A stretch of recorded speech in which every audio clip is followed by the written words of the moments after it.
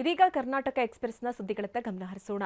ಕಾವೇರಿ ನೀರು ನಿರ್ವಹಣಾ ಪ್ರಾಧಿಕಾರ ಆದೇಶ ಪಾಲಿಸುವಂತೆ ಸುಪ್ರೀಂ ಕೋರ್ಟ್ ಕರ್ನಾಟಕಕ್ಕೆ ಸೂಚನೆ ಕೊಟ್ಟಿದೆ. ನಿತ್ಯ 12,000 ಕ್ಯೂಸೆಕ್ ನೀರು ಹರಿಸುವ ಸಿಡಬ್ಲ್ಯೂಎಂಎ ಆದೇಶವನ್ನು ಸುಪ್ರೀಂ ಕೋರ್ಟ್ ಎತ್ತಿ ಹಿಡಿದಿದೆ.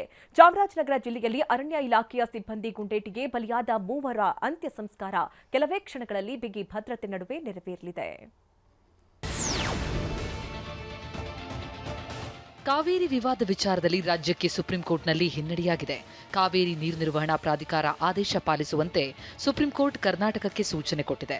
ನಿತ್ಯ 12,000 ಕ್ಯೂಸೆಕ್ಸ್ ನೀರು ಹರಿಸುವ ಸಿಡಬ್ಲ್ಯೂಎಂಎ ಆದೇಶವನ್ನು ಸುಪ್ರೀಂ ಕೋರ್ಟ್ ಎತ್ತಿ ಹಿಡಿದಿದೆ. 15 ದಿನ 12,000 ಕ್ಯೂಸೆಕ್ಸ್ ಹರಿಸಲು ಸಿಡಬ್ಲ್ಯೂಎಂಎ ಸೂಚನೆ ಕೊಟ್ಟಿತ್ತು. ಆದರೆ ನಿತ್ಯ 5,000 ಕ್ಯೂಸೆಕ್ಸ್ ನೀರು ಬರ್ತಾ ಇದೆ ಅಂತ ತಮಿಳುನಾಡು ಪರ ವಕೀಲರು ವಾದಿಸಿದ್ದಾರೆ. ಆದರೆ ತಮಿಳುನಾಡು ವಾದವನ್ನ ಕರ್ನಾಟಕದ ಪರ ವಕೀಲರು ಅಲ್ಲಗಳೆದಿದ್ದಾರೆ. ನಾವು ಸಿಡಬ್ಲ್ಯೂಎಂಎ ಆದೇಶ ಪಾಲಿಸಿದ್ದೇವೆ. 12,000 ಕ್ಯೂಸೆಕ್ಸ್ ಹರಿದು ಹೋಗುವುದಕ್ಕೆ ಸಮಯ ಬೇಕು. ನಾವು ನೀರು ಹರಿಸ್ತಾ ಇದ್ದೇವೆ. ಇಷ್ಟು ನೀರು ಹರಿಸೋದಕ್ಕೆ ಕಷ್ಟ. ಕಾವೇರಿ ಅಚ್ಚುಕಟ್ಟು ಪ್ರದೇಶದಲ್ಲಿ ಮಳೆಯ ಅನಿಶ್ಚಿತತೆಯಿಂದ ಕೂಡಿದ್ದು ಮೇಕೆದಾಟು ಅಣೆಕಟ್ಟು ಯೋಜನೆಗೆ ತಮಿಳುನಾಡು ವಿರೋಧಿಸ್ತಾ ಇದೆ. ಇಂತಹ ಸನ್ನಿವೇಶದಲ್ಲಿ ಮೇಕೆದಾಟು ಅಣೆಕಟ್ಟು ಸಹಾಯಕ್ಕೆ ಬರಲಿದೆ ಅಂತ ವಾದಿಸಿದೆ. ವಾದ ಪ್ರತಿವಾದ ಆಲಿಸಿದ ಸುಪ್ರೀಂ ಕೋರ್ಟ್ ಅಂತಿಮವಾಗಿ ಸಿಡಬ್ಲ್ಯೂಎಂಎ ಆದೇಶ ಪಾಲಿಸಲು ಸೂಚಿಸಿ ವಿಚಾರಣೆಯನ್ನ ಮುಂದಿನ ಸೋಮವಾರಕ್ಕೆ ಮುಂದೂಡಿದೆ.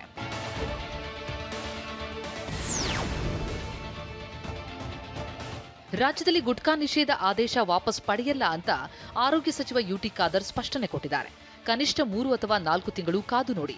ಇದರಿಂದ ಅಡಿಕೆ ಬೆಳೆಗಾರರಿಗೆ ಯಾವುದೇ ಸಮಸ್ಯೆಯಾಗಲ್ಲ ಅಂದಿದ್ದಾರೆ. ಪಾನ್ ಮಸಾಲಾದಲ್ಲಿ ಮಿಕ್ಸ್ ಆಗಿ ಬಂದರೂ ಕ್ರಮ ಕೈಗೊಳ್ಳುತ್ತೇವೆ. ಈ ವಿಚಾರವಾಗಿ ಸಿಎಂ ಡಿಕೆಶಿ ಜೊತೆ ಮಾತನಾಡ್ತೀನಿ ಅಂತ ಯುಟಿ ಖಾದರ್ ಎಂದಿದ್ದಾರೆ. ಪಾನ್ ಮಸಾಲೆ ಏನಿದೆ ಅದರಲ್ಲಿ ಗುಟ್ಕಾ ಇರಲಿ, ನಿಕೋಟಿನ್ ಇರಲಿ, ಇದೆಲ್ಲ ಕೂಡ ಮಿಕ್ಸ್ ಆಗಿ ಬರಬಾರ್ದು ಅಂತ ಕೆಲ ಬರ್ತಾ ನಮಗೆ ಮಾಹಿತಿ ಇರ್ತದೆ, ಅಥವಾ ಅದನ್ನು ತಯಾರಾಗ್ತದೆ ನಮಗೆ ಮಾಹಿತಿ ಉಂಟು. ಅಂಥವ್ರ ಬಗ್ಗೆ ಕಠಿಣ ಕ್ರಮ ತೆಗೆದು ಹೇಳಿದ್ದೇವೆ. ಆ ಆದೇಶ ಎಲ್ಲಿಯೂ ಕೂಡ ಹಿಂದೆ ಪಡೆದಿಲ್ಲ. ಮತ್ತು ಇದರ ಬಗ್ಗೆ ಮುಖ್ಯಮಂತ್ರಿ ಬೇಕಾದ್ರೆ ನಾವು ಕೂಡ ಚರ್ಚೆ ಮಾಡಿ ಮತ್ತೆ ನಾವು ತಿಳಿಸಿ ಹೇಳ್ತೇವೆ. ಇದರಿಂದ ಅಡಿಕೆ ಬೆಳೆಗಾರರಿಗೆ ಯಾವುದೇ ತೊಂದರೆ ಇಲ್ಲ.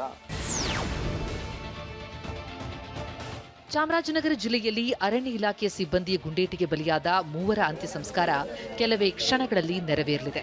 ಕ್ರೈಸ್ತ ಸಂಪ್ರದಾಯದಂತೆ ಅಂತ್ಯಕ್ರಿಯೆ ನಡೆಸಲು ಸಿದ್ಧತೆ ಮಾಡಿಕೊಳ್ಳಲಾಗಿದೆ. ಜಗನ್ನಾಥ ದೊಡ್ಡಿಯಲ್ಲಿ ಪೀಟರ್, ಲಾಸರ್ ದೊಡ್ಡಿಯಲ್ಲಿ ಕುಮಾರ್, ಮರಿಮಂಗಲ ಗ್ರಾಮದಲ್ಲಿ ಆಂಟೋನಿ ಸ್ವಾಮಿ ಅಂತ್ಯಕ್ರಿಯೆ ನೆರವೇರಲಿದೆ. ಇದಕ್ಕೂ ಮೊದಲು ತೋಮಿಯರ್ಪಾಳ್ಯ ಚರ್ಚ್ನಲ್ಲಿ ಮೃತದೇಹಗಳನ್ನಿಟ್ಟು ಸಾಮೂಹಿಕ ಪ್ರಾರ್ಥನೆ ಸಲ್ಲಿಸಲಾಯಿತು. ಪ್ರಾರ್ಥನೆಯಲ್ಲಿ 10ಕ್ಕೂ ಹೆಚ್ಚು ಪಾದ್ರಿಗಳು ಪಾಲ್ಗೊಂಡಿದ್ದರು. ಮುಂಜಾಗ್ರತಾ ಕ್ರಮವಾಗಿ ಬಿಗಿ ಭದ್ರತೆ ಕೈಗೊಳ್ಳಲಾಗಿತ್ತು.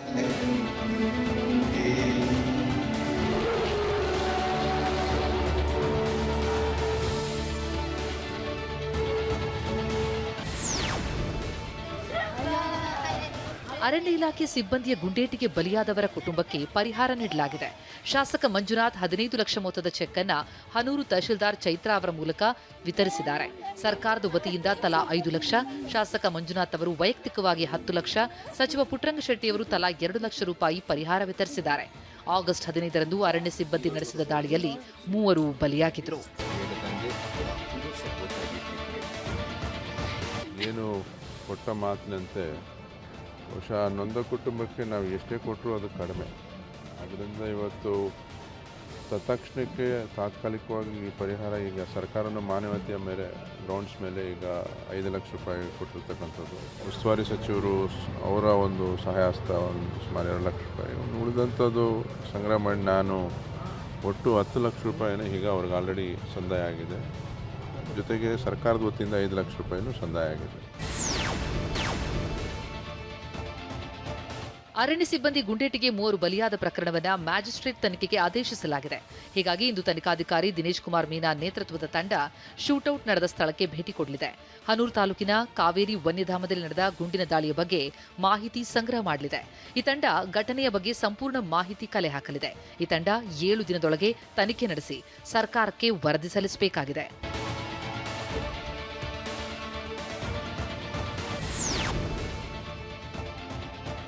ಕೊಪ್ಪಳ ಜಿಲ್ಲೆಯ ಕನಕಗಿರಿಯಲ್ಲಿ ಬಸವರಾಜ ರೆಡ್ಡಿ ಮಾದಿನಾಳ್ ಆತ್ಮಹತ್ಯೆ ಕೇಸ್ ಮತ್ತೊಂದು ಸ್ವರೂಪ ಪಡ್ಕೊಂಡಿದೆ.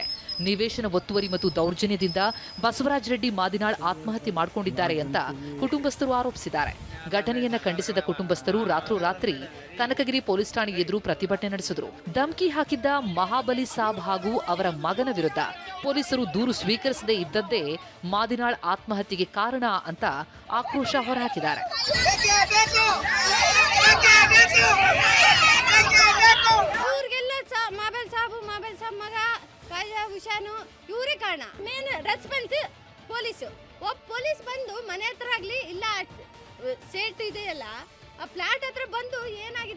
ರೌಂಡ್ ಹಾಕಿದ್ರೆ ಇದಕ್ಕೆಲ್ಲ ಇವರು ಸಪೋರ್ಟ್ ಆಗಿ ನಿಂದಿರ್ತಿದ್ರು.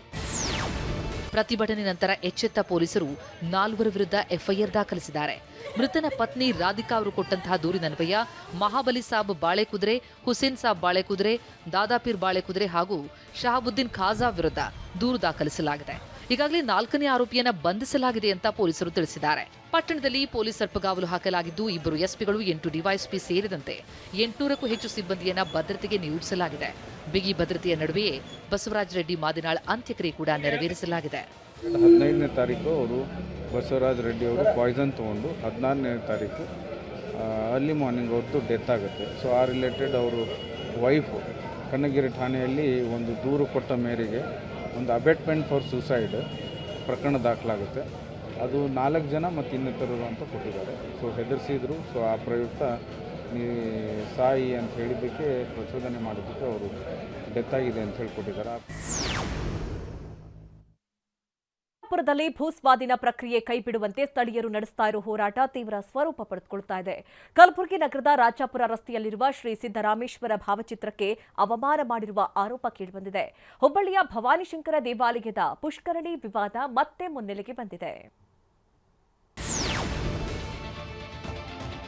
ಸಚಿವ ನಾಗೇಂದ್ರ ರಾಜೀನಾಮೆಗೆ ಒತ್ತಾಯಿಸಿ ರಾಜ್ಯಾದ್ಯಂತ ಬಿಜೆಪಿ ಪ್ರತಿಭಟನೆ ನಡೆಸಿದೆ. ಬಳ್ಳಾರಿಯಲ್ಲಿ ಬಿಜೆಪಿ ಜಿಲ್ಲಾಧ್ಯಕ್ಷ ಅನಿಲ್ ಮೋಕಾ ನೇತೃತ್ವದಲ್ಲಿ ಜಿಲ್ಲಾಧಿಕಾರಿ ಕಚೇರಿ ಮುಂಭಾಗದಲ್ಲಿ ಪ್ರತಿಭಟನೆ ನಡೆಸಲಾಗಿದೆ.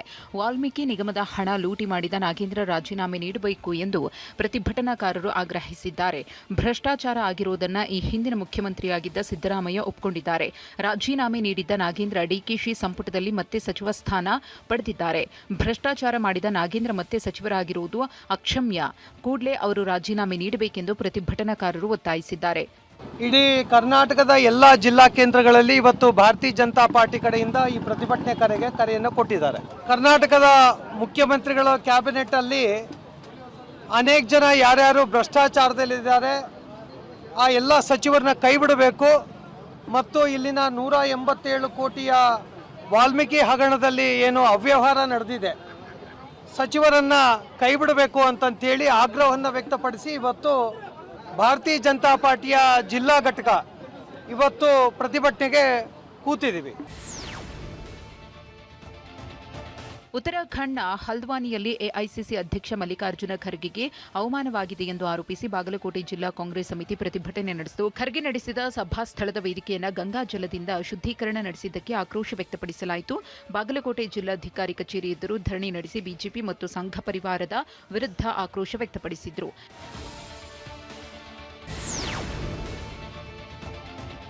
ಚಿಕ್ಕಬಳ್ಳಾಪುರದಲ್ಲಿ ಭೂಸ್ವಾಧೀನ ಪ್ರಕ್ರಿಯೆ ಕೈಬಿಡುವಂತೆ ಸ್ಥಳೀಯರು ನಡೆಸ್ತಾ ಇರುವ ಹೋರಾಟ ತೀವ್ರ ಸ್ವರೂಪ ಪಡೆದುಕೊಳ್ಳುತ್ತಿದೆ. 2800 ಎಕರೆ ಜಮೀನು ಭೂಸ್ವಾಧೀನಕ್ಕೆ ಮುಂದಾಗಿರುವ ಕೆಐಎಟಿಬಿ ಕ್ರಮ ಖಂಡಿಸಿ ಸ್ಥಳೀಯರು ಆಕ್ರೋಶ ವ್ಯಕ್ತಪಡಿಸಿದ್ದಾರೆ. ಹೆಣ್ಣಂಗೂರಲ್ಲಿ ಭೂಸ್ವಾಧೀನ ಪ್ರಕ್ರಿಯೆ ಕೈಬಿಡುವಂತೆ ಮಹಿಳೆಯರು ಆಗ್ರಹಿಸಿದ್ದಾರೆ. ಪ್ರಾಣ ಕೊಟ್ಟೆವು, ಜಮೀನು ಕೊಡಲ್ಲ ಎಂದು ಎಚ್ಚರಿಕೆ ನೀಡಿದ್ದಾರೆ. ಅಧಿಕಾರಿಗಳು ಸುಳ್ಳು ವರದಿ ನೀಡಿ ಮೋಸ ಮಾಡುತ್ತಿದ್ದಾರೆ ಎಂದು ಆಕ್ರೋಶ ವ್ಯಕ್ತಪಡಿಸಿದ್ರು. ಇದೇ ಒಂದು ಚಿಕ್ಕಬಳ್ಳಾಪುರ ಜಿಲ್ಲೆ ಮತ್ತು ಶಿಡ್ಲಘಟ್ಟ ತಾಲೂಕು ಜಮಕೋಟೆ ಹೋಬಳಿ ಒಂದು ಹೆಣ್ಣಂಗೂರು ಅಂತ ಗ್ರಾಮ ಇದೆ. ಈ ಹೆಣ್ಣಂಗೂರು ಗ್ರಾಮದಲ್ಲಿ ಇಲ್ಲಿ ಫಲವತ್ತಾದ ಭೂಮಿ ಇದೆ. ಈ ಫಲವತ್ತಾದ ಭೂಮಿಯನ್ನು ಸಹ ಒಂದು ಕೈಗಾರಿಕೆಗೋಸ್ಕರ ವಶಪಡಿಸಿಕೊಳ್ಳೋಸ್ಕರ ಕೆಐಡಿಬಿ ಮುಂದಾಗಿದೆ. ಈಗಾಗಲೇ ನೋಟಿಸ್ ಕೊಟ್ಟಿದೆ. ಕೆಲವು ರೈತರದ ಭೂಮಿಯನ್ನು ಈಗ ವಶಕ್ಕೆ ಪಡೆದಿದೆ. ಇನ್ನು ಕೆಲವು ರೈತರಿಗೆ ಒಂದು ನೋಟಿಸ್ ಸರ್ವ್ ಮಾಡಿದೆ. ಇದರಿಂದ ಆಕರ್ಷಿಕೊಂಡಿರ್ತಕ್ಕಂಥ ರೈತರೇನಿದ್ದಾರೆ ನಿರಂತರವಾಗಿ 150ಕ್ಕೂ ಹೆಚ್ಚು ದಿನಗಳಿಂದ ಪ್ರತಿಭಟನೆ ಮಾಡ್ತಾ ಇದ್ದಾರೆ. ಅರಣ್ಯ ಇಲಾಖೆಯ ಅಧಿಕಾರಿಗಳ ವಿರುದ್ಧ ಬಗರ್ ಹುಕುಂ ಸಾಗುವಳಿ ಮಾಡಿದ ರೈತರು ಆಕ್ರೋಶ ತೋರಿದ್ದಾರೆ. ಹಾವೇರಿ ಜಿಲ್ಲೆ ರಾಣೆಬೆನ್ನೂರು ತಾಲೂಕಿನ ಐರಣಿ ಗ್ರಾಮದಲ್ಲಿ ಮಂಜಪ್ಪ ನೀಲಪ್ಪ ಅಣ್ಣೇರ್ ಎಂಬ ರೈತ ಅರಣ್ಯ ಭೂಮಿ ಒತ್ತುವರಿ ಮಾಡಿದ್ದಾನೆ ಎಂದು ಆರೋಪದ ಹಿನ್ನೆಲೆಯಲ್ಲಿ ತೆರವು ಕಾರ್ಯಾಚರಣೆಗೆ ಅರಣ್ಯ ಇಲಾಖೆ ಸಿಬ್ಬಂದಿ ಬಂದಿದ್ದರು. ಕಳೆದ 60ರಿಂದ 70 ವರ್ಷಗಳಿಂದ ಸಾಗುವಳಿ ಮಾಡುತ್ತಿದ್ದ ರೈತ ಕುಟುಂಬ ಇದಕ್ಕೆ ವಿರೋಧ ವ್ಯಕ್ತಪಡಿಸಿದೆ. ಯಥಾಸ್ಥಿತಿಯನ್ನು ಕಾಯ್ದುಕೊಂಡು ಹೋಗಬೇಕು, ಜೆಸಿಬಿ ವಾಪಸ್ ತೆಗೆದುಕೊಂಡು ಹೋಗಿ ಎಂದು ರೈತರು ಆಕ್ರೋಶ ವ್ಯಕ್ತಪಡಿಸಿದ್ದಾರೆ.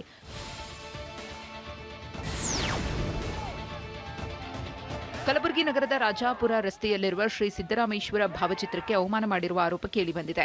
ರಾತ್ರೋರಾತ್ರಿ ಭಾವಚಿತ್ರ ಹರಿದು ಹಾಕಿರುವ ಕಿಡಿಗೇಡಿಗಳು ಇಟ್ಟಿಗೆಯಿಂದ ಹಾನಿ ಮಾಡಲು ಯತ್ನಿಸಿದ್ದಾರೆ.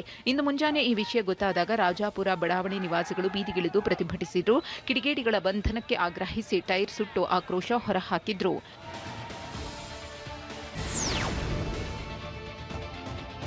ಹುಬ್ಬಳ್ಳಿಯ ಭವಾನಿ ಶಂಕರ ದೇವಾಲಯ ಪುಷ್ಕರಣಿ ವಿವಾದ ದಿನದಿಂದ ದಿನಕ್ಕೆ ತೀವ್ರ ಸ್ವರೂಪ ಪಡೆಯುತ್ತಿದೆ.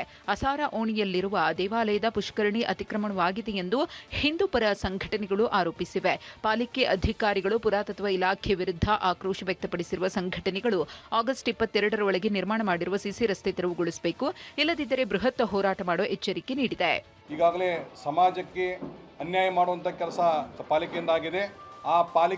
ಆ ಜಾಗೆಯಲ್ಲಿ ಅದು ಪುಷ್ಕರಣಿ ಅಂತಿದ್ರೂ ಕೂಡ ಲ್ಯಾಂಡ್ ಯೂಸ್ ಬದಲಾವಣೆ ಮಾಡದೆ ಕಾರ್ಪೊರೇಷನ್ ಕಮಿಷನರು ಸಂಪೂರ್ಣವಾಗಿ ನಿಯಮ ಬಾಹಿರವಾಗಿ 25 ಲಕ್ಷ ರೂಪಾಯಿಗಳ ಟೆಂಡರನ್ನು ಕರೆದು ಗೊತ್ತಿಲ್ಲದೆ ಸಾರ್ವಜನಿಕ ಗಮನಕ್ಕೆ ತರದೆ ಅಲ್ಲಿ ಕಾಮಗಾರಿ ಮಾಡಿದ್ದರಿಂದ ಆ ರಸ್ತೆ ತೆರವು ಆಗಬೇಕು. ಶಿವಮೊಗ್ಗ ಜಿಲ್ಲೆಯ ಸುರಪದಲ್ಲಿ ಆತ್ಮಹತ್ಯೆಗೆಂದು ನದಿಗೆ ಹಾರಿದ್ದ ತಾಯಿ ಮಗಳನ್ನು ರಕ್ಷಣೆ ಮಾಡಲಾಗಿದೆ.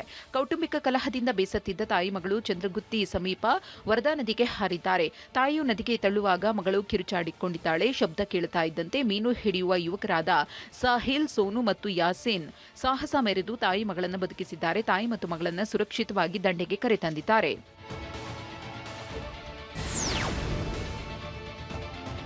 ದಾವಣಗೆರೆಯಲ್ಲಿ ನಾಪತ್ತೆಯಾಗಿರುವ ಪಾಮೇನಹಳ್ಳಿ ಗ್ರಾಮದ ನಿವಾಸಿ ರಘು ಕೊಲೆಯಾಗಿರುವ ಶಂಕೆ ವ್ಯಕ್ತವಾಗಿದೆ. ರಘು ಪತ್ನಿಗೆ ದೂರವಾಣಿ ಕರೆ ಮಾಡಿದ ಅಪರಿಚಿತ, ನಿನ್ನ ಪತಿಯನ್ನ ಕೊಲೆ ಮಾಡಿ ಹರಿಹರ ತುಂಗಭದ್ರಾ ನದಿಗೆ ಹಾಕಿದ್ದೇವೆ ಎಂದು ಹೇಳಿದ್ದ. ಹೀಗಾಗಿ ರಘು ಕೊಲೆಯಾಗಿರುವ ಶಂಕೆ ವ್ಯಕ್ತವಾಗಿದೆ. ಇನ್ನು ಕಳೆದ ಮಂಗಳವಾರ ದಾವಣಗೆರೆ ನಗರದ ಗಡಿಯಾರ ಕಂಬದ ಬಳಿಯ ಬಾರ್ನಲ್ಲಿ ಸಿಸಿಟಿವಿ ದೃಶ್ಯದಲ್ಲಿ ರಘು ಕೊನೆಯದಾಗಿ ಕಾಣಿಸಿಕೊಂಡಿರುವುದು ಬಯಲಾಗಿದೆ. ಫಿಜಿ ದೇಶದಲ್ಲಿ ಮೈಸೂರು ಹಾಗೂ ದಾವಣಗೆರೆ ಹಕ್ಕಿಪಿಕ್ಕಿ ಜನಾಂಗದ 6 ಮಂದಿ ಸಂಕಷ್ಟಕ್ಕೆ ಸಿಲುಕಿದ್ದಾರೆ. ರಾಯಚೂರಲ್ಲಿ ವ್ಯಕ್ತಿ ಮೃತಪಟ್ಟಿದ್ದಾಗಿ ಸುಳ್ಳು ದಾಖಲೆ ಸೃಷ್ಟಿಸಿ ಆಸ್ತಿ ಕಬಳಿಕೆ ಮಾಡಿದ ಆರೋಪ ಕೇಳಿಬಂದಿದೆ. ನಾಡಿನಾದ್ಯಂತ ನಾಗಪಂಚಮಿ ಶ್ರದ್ಧಾ ಭಕ್ತಿಯಿಂದ ಆಚರಿಸಲಾಗ್ತಾ ಇದೆ. ಪ್ರಮುಖ ದೇವಸ್ಥಾನಗಳಲ್ಲಿ ವಿಶೇಷ ಪೂಜೆ ಪುನಸ್ಕಾರಗಳು ನೆರವೇರ್ತಾ ಇದೆ. ತಮಿಳುನಾಡಿಗೆ ನಿತ್ಯ 12,000 ಕ್ಯೂಸೆಕ್ ಕಾವೇರಿ ನೀರು ಹರಿಸುವ CWMA ಆದೇಶವನ್ನು ಸುಪ್ರೀಂ ಕೋರ್ಟ್ ಎತ್ತಿ ಹಿಡಿದಿರುವುದಕ್ಕೆ ಮಂಡ್ಯ ರೈತರು ಆಕ್ರೋಶ ವ್ಯಕ್ತಪಡಿಸಿದ್ದಾರೆ. ಶ್ರೀರಂಗಪಟ್ಟಣದಲ್ಲಿ ರೈತರು ಪ್ರತಿಭಟನೆ ನಡೆಸಿದ್ದಾರೆ. ತಾಲೂಕು ಕಚೇರಿ ಬಳಿ ನೇಣು ಕುಣಿಕೆ ಹಿಡಿದು ಭೂಮಿ ತಾಯಿ ಹೋರಾಟ ಸಮಿತಿ ಪ್ರತಿಭಟನೆ ನಡೆಸಿದೆ. ಸುಪ್ರೀಂ ಕೋರ್ಟ್ನಲ್ಲಿ ರಾಜ್ಯ ಸರ್ಕಾರ ಸಮರ್ಥವಾಗಿ ವಾದ ಮಂಡಿಸುವಲ್ಲಿ ವಿಫಲವಾಗಿದೆ.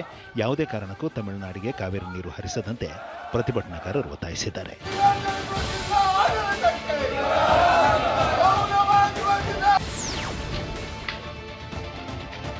ಬೆಂಗಳೂರು ದಕ್ಷಿಣ ಜಿಲ್ಲೆಯ ರಾಮನಗರದಲ್ಲಿ ಬೆಂಕಿ ಅವಘಡ ಸಂಭವಿಸಿದೆ. ರಾಮನಗರ ಬಸ್ ನಿಲ್ದಾಣದ ಪಾಳು ಬಿದ್ದ ಕಟ್ಟಡದಲ್ಲಿ ಅನಾಹುತವಾಗಿದ್ದು ಬೆಂಕಿ ದಗದಗಿಸಿದೆ.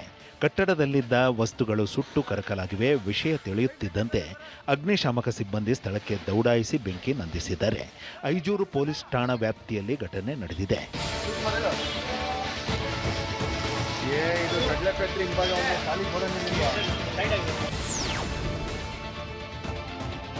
ಚಿಕ್ಕಬಳ್ಳಾಪುರ ಜಿಲ್ಲೆಯ ಶಿಡ್ಲಘಟ್ಟದ ಇತಿಹಾಸ ಪ್ರಸಿದ್ಧ ದೇವಸ್ಥಾನದಲ್ಲಿ ಕಳ್ಳರು ಕೈಚಳಕ ತೋರಿದ್ದಾರೆ. ಚಿಕ್ಕದಾಸರಹಳ್ಳಿಯ ಶ್ರೀ ಬ್ಯಾಟರಾಯಸ್ವಾಮಿ ದೇವಸ್ಥಾನದ ಬೀಗ ಒಡೆದು ಹುಂಡಿ ಹಣ ಕಳವು ಮಾಡಿದ್ದಾರೆ. ದೇವಸ್ಥಾನದಲ್ಲಿ ಪದೇ ಪದೇ ಕಳ್ಳತನ ನಡೆಯುತ್ತಿದ್ದರೂ ಮುಜರಾಯಿ ಇಲಾಖೆ ಪೊಲೀಸ್ ತಲೆ ಕೆಡಿಸಿಕೊಳ್ಳುತ್ತಿಲ್ಲ ಎಂದು ಸ್ಥಳೀಯರು ಆಕ್ರೋಶ ಹೊರಹಾಕಿದ್ದಾರೆ. ವಿಷಯ ತಿಳಿಯುತ್ತಿದ್ದಂತೆ ಶಿಡ್ಲಘಟ್ಟ ಗ್ರಾಮಾಂತರ ಠಾಣೆ ಪೊಲೀಸರು ಹಾಗೂ ಶಿಡ್ಲಘಟ್ಟ ತಹಶೀಲ್ದಾರ್ ಸ್ಥಳಕ್ಕೆ ಭೇಟಿ ನೀಡಿ ಪರಿಶೀಲನೆ ನಡೆಸಿದರು. ಶಿಕ್ಷೆ ಏನಿದೆ ವಿಧಿಸ್ತೀವಿ ನಾವು. ಮತ್ತು ಇದೇ ರೀತಿ ಯಾವುದು ಬೇರೆ ಮುಜರಾಯಿ ದೇವಸ್ಥಾನ ಆಗಲಿ ಯಾವುದೇ ಪ್ರೈವೇಟ್ ದೇವಸ್ಥಾನ ಆಗಲಿ ದೇವಸ್ಥಾನದಲ್ಲಿ ಈ ಥರ ಫಿಜಿ ದೇಶದಲ್ಲಿ ಮೈಸೂರು ಹಾಗೂ ದಾವಣಗೆರೆ ಹಕ್ಕಿಪಿಕ್ಕಿ ಜನಾಂಗದ 6 ಮಂದಿ ಸಂಕಷ್ಟಕ್ಕೆ ಸಿಲುಕಿದ್ದಾರೆ. 60,000 ಫಿಜಿ ಡಾಲರ್ ಅಕ್ರಮ ಸಾಗಾಣಿಕೆ ಆರೋಪದ ಮೇಲೆ ಅಲ್ಲಿನ ಕಸ್ಟಮ್ಸ್ ಅಧಿಕಾರಿಗಳು ವಶಕ್ಕೆ ಪಡೆದಿದ್ದಾರೆ. ಗಿಡಮೂಲಿಕೆ ಔಷಧಿ ಮಾರಾಟಕ್ಕೆ ಹೋಗಿದ್ದ ಇವರು ಕಳೆದ 20 ದಿನಗಳಿಂದ ತೊಂದರೆಗೆ ಸಿಲುಕಿದ್ದಾರೆ. ಫಿಜಿಯಲ್ಲಿರುವ ಭಾರತದ ರಾಯಭಾರ ಕಚೇರಿಗೆ ಮಾಹಿತಿ ನೀಡಿದ್ರು ಯಾರೊಬ್ಬರು ಸಹಾಯಕ್ಕೆ ಬರಲಿಲ್ಲ ಎನ್ನಲಾಗಿದೆ. ಸಿಗ್ತಾ ಇಲ್ಲ. ಈ ವಿಷಯವಾಗಿ ನಾವು ಇಂಡಿಯಾ ಹೈಕಮಿಷನರ್ ಇಂಡಿಯನ್ ಹತ್ರ ಹೋಗಿದ್ವಿ. ವ್ಯಕ್ತಿ ಮೃತಪಟ್ಟಿದ್ದಾಗಿ ಸುಳ್ಳು ದಾಖಲೆ ಸೃಷ್ಟಿಸಿ ಆಸ್ತಿ ಕಬಳಿಕೆ ಮಾಡಿದ ಆರೋಪ ಕೇಳಿಬಂದಿದೆ. ಆಸ್ತಿ ಕಳೆದುಕೊಂಡ ರಾಯಚೂರು ಜಿಲ್ಲೆ ಮಾನ್ವೆ ಪಟ್ಟಣದ ನಿವಾಸಿ ಶರ್ಫುದ್ದೀನ್ ಎಂಬುವರು ಈಗ ಡಿಸಿ ಕಚೇರಿ ಪುರಸಭೆ ಕಚೇರಿ ಅಲೆದು ಕಂಗಾಲಾಗಿದ್ದಾರೆ. ಬಹ್ರೇನ್ನಲ್ಲಿ ಪೊಲೀಸ್ ಅಧಿಕಾರಿಯಾಗಿದ್ದ ಶರ್ಫುದ್ದೀನ್ ರಾಯಚೂರಿನಲ್ಲಿ ಕೋಟ್ಯಾಂತರ ರೂಪಾಯಿ ಮೌಲ್ಯದ 6 ಮನೆ 2 ಅಂಗಡಿ ಖರೀದಿಸಿದ್ದರು. ಪತ್ನಿ ರಸೂಲ್ ಬಿ ನಿಧನದ ಬಳಿಕ ಕರಿಷ್ಮಾ ಎಂಬಾಕೆ ಆಸ್ತಿ ಕಬಳಿಕೆ ಮಾಡಿದ್ದಾರೆ ಎಂದು ಅವರು ಆರೋಪಿಸಿದ್ದಾರೆ. ನಾನು ಬದುಕಿನ ಮಂಚ ಸತ್ತ ಅಂತ ಡೆತ್ ಸರ್ಟಿಫಿಕೇಟ್ ಕೊಟ್ಟಾರ ಮುನ್ಸಿಪಾಲ್ಟಿ ಅವರು. 5 ಜನ ಮತ್ತೆ ಸತ್ತನ ತಂದಾರಲ್ಲ, ಮತ್ತೆ ಇದಕ್ಕೆ ನಾನು ಮಾಡೀನಿ. ಅವ್ರು ಆಸ್ತಿ ಕಬ್ಜಾ ಮಾಡ್ಕೊಂಬಿಟ್ಟಾರ. ಕರಿಷ್ಮಾ ಅಂತ ಹುಡುಗಿ ಐತೆ, ಆ ಹುಡುಗಿ ಮಾಡ್ಕೊಂಬಿಟ್ಟಾರ. ನಾಡಿನಾದ್ಯಂತ ನಾಗರ ಪಂಚಮಿ ಶ್ರದ್ಧಾ ಭಕ್ತಿಯಿಂದ ಆಚರಿಸಲಾಗುತ್ತಿದೆ. ಶ್ರಾವಣ ಮಾಸದ ಮೊದಲ ಹಬ್ಬ ಇದಾಗಿದೆ. ಹುತ್ತಗಳಿಗೆ ನಾಗರ ಕಲ್ಲಿಗೆ ಶ್ರದ್ಧಾ ಭಕ್ತಿಯಿಂದ ಹಾಲು, ಅರಿಸಿನ, ಕುಂಕುಮ ಮತ್ತು ಹೂಗಳನ್ನು ಅರ್ಪಿಸಿ ಭಕ್ತರು ಪೂಜೆ ಸಲ್ಲಿಸುತ್ತಿದ್ದಾರೆ. ನಾಗರ ಪಂಚಮಿಯನ್ನು ಕರಾವಳಿಯಲ್ಲಿ ವಿಶೇಷವಾಗಿ ಆಚರಿಸಲಾಗುತ್ತಿದೆ. ಹೀಗಾಗಿ ದಕ್ಷಿಣ ಕನ್ನಡ ಮತ್ತು ಉಡುಪಿ ಜಿಲ್ಲೆಗಳಲ್ಲಿ ಸಾರ್ವತ್ರಿಕ ರಜೆ ಘೋಷಣೆ ಮಾಡಲಾಗಿದೆ. ಎಲ್ಲ ಶಾಲಾ ಕಾಲೇಜುಗಳು, ಶಿಕ್ಷಣ ಸಂಸ್ಥೆಗಳು, ಸರ್ಕಾರಿ ಕಚೇರಿಗಳಿಗೆ ರಜೆ ನೀಡಲಾಗಿದೆ.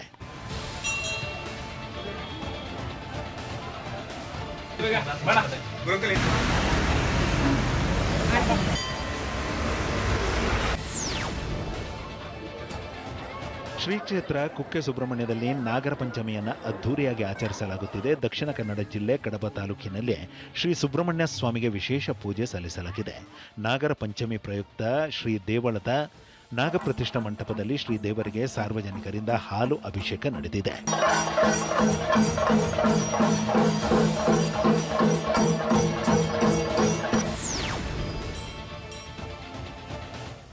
ನಾಗರ ಪಂಚಮಿ ಹಿನ್ನೆಲೆಯಲ್ಲಿ ಮೈಸೂರಿನ ನಾಗ ದೇಗುಲಗಳಲ್ಲಿ ವಿಶೇಷ ಪೂಜೆ ನಡೆಯುತ್ತಿದೆ. ದೇವರಾಜ ಮೊಹಲ್ಲದ ಅಮೃತೇಶ್ವರ ದೇಗುಲದಲ್ಲಿ ಭಕ್ತರು ಪೂಜೆ ಸಲ್ಲಿಸಿದ್ದಾರೆ. ಅಲ್ಲದೆ ನಾಗರ ಕಲ್ಲಿಗೆ ಹಾಲಿನ ಅಭಿಷೇಕ ಮಾಡಿದ್ದಾರೆ.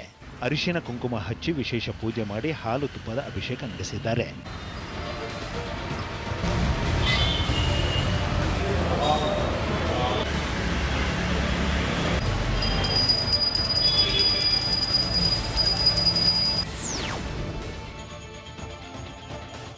ಶಿವಮೊಗ್ಗ ನಗರ ಸೇರಿ ಜಿಲ್ಲೆಯಾದ್ಯಂತ ನಾಗರ ಪಂಚಮಿ ಹಬ್ಬದ ಸಂಭ್ರಮ ಜೋರಾಗಿದೆ. ದೇವಾಲಯ, ಅಶ್ವತ್ಥಕಟ್ಟೆಗಳಲ್ಲಿ ನಾಗದೇವರಿಗೆ ಮಹಿಳೆಯರು, ಮಕ್ಕಳು ವಿಶೇಷ ಪೂಜೆ ಸಲ್ಲಿಸಿದ್ದಾರೆ. ನಾಗರಕಲ್ಲು ಹಾಗೂ ಹುತ್ತಕ್ಕೆ ಹಾಲೆರೆದು ಭಕ್ತಿಯಿಂದ ಪೂಜೆ ಸಲ್ಲಿಸಿದ ಜನತೆ ನಾಗದೋಷ ಪರಿಹಾರಕ್ಕಾಗಿ ಪ್ರಾರ್ಥನೆ ಸಲ್ಲಿಸಿದ್ದಾರೆ. ಎಳ್ಳುಂಡೆ, ಶೇಂಗಾ ಉಂಡೆ, ತಂಬಿಟ್ಟು ಸವಿದು ಹಬ್ಬದ ಖುಷಿ ಹಂಚಿಕೊಂಡಿದ್ದಾರೆ.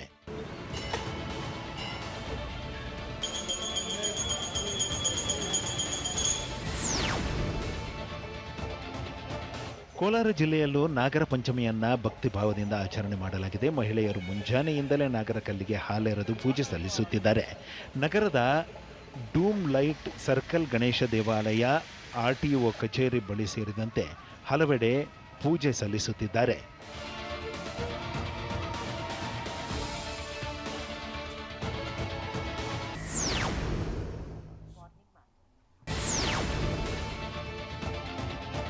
ಬಡ ಕೂಲಿ ಕಾರ್ಮಿಕರ ಮಕ್ಕಳಿಗೆ, ಕಂದ ಮಗಳಿಗೆ ಆರೈಕೆಗಾಗಿ ರಾಜ್ಯ ಸರ್ಕಾರ ಆರಂಭಿಸಿದ ಕೂಸಿನ ಯೋಜನೆ ಕಲ್ಯಾಣ ಕರ್ನಾಟಕದಲ್ಲಿ ಹಳ್ಳ ಹಿಡಿದಿದೆ.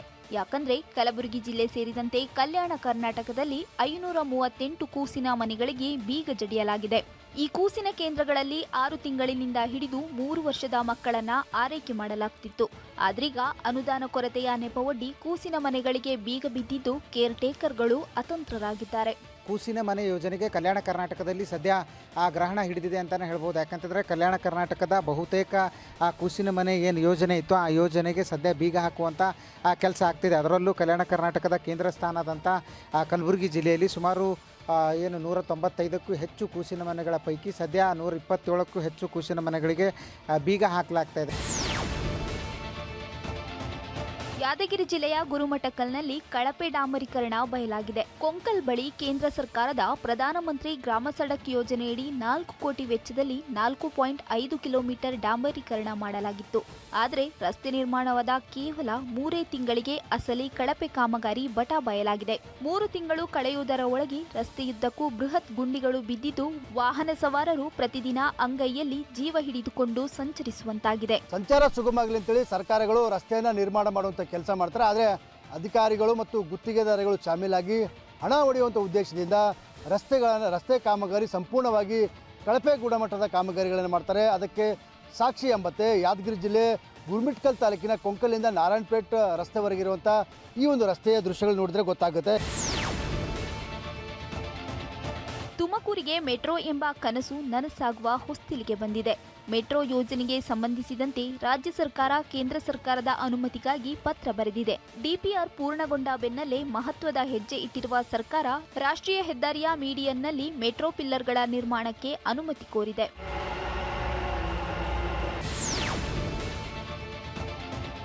ಬಾಗಲಕೋಟೆ ಜಿಲ್ಲೆ ಜಮಖಂಡಿಯ ಬಿಜೆಪಿ ಶಾಸಕ ಜಗದೀಶ್ ಗುಡಗುಂಟಿ ಅವರು ಸೈಕಲ್ ಬಳಸಿ ಇಂಧನ ಉಳಿಸಿ ಅಭಿಯಾನ ಆರಂಭಿಸಿದ್ದಾರೆ. ಮನೆಯಲ್ಲಿ ಪೂಜೆ ಸಲ್ಲಿಸಿ ಸೈಕಲ್ ಮೇಲೆ ಕಾರ್ಯಕ್ರಮಕ್ಕೆ ಬಂದ ಜಗದೀಶ್ ಗುಡಗುಂಟಿ ಕಾರ್ಯಕರ್ತರೊಂದಿಗೆ ಸೈಕಲ್ ಸವಾರಿ ನಡೆಸಿದ್ರು. ಸಜ್ಜಿ ಹನುಮಂತೇಶ್ವರ ದೇವಸ್ಥಾನದ ಎದುರು ನಡೆದ ಕಾರ್ಯಕ್ರಮದಲ್ಲಿ ಗಿಡ ನೆಡುವ ಮೂಲಕ ಲಕ್ಷ ವೃಕ್ಷ ಅಭಿಯಾನಕ್ಕೆ ಚಾಲನೆ ನೀಡಿದ್ರು.